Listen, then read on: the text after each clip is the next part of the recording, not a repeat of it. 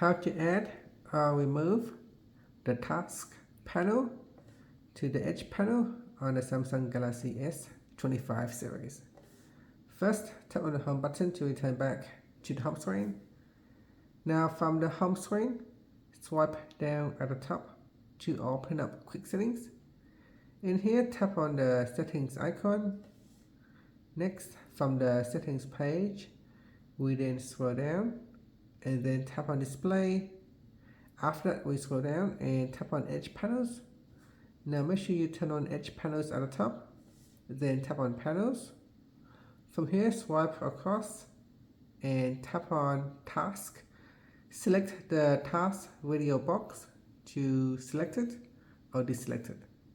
Once it is checked, it means it is selected. You can now access the task panel from the edge panels. So here, just swipe across to access the task panel.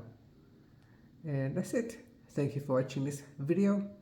Please like and subscribe to my channel for more videos.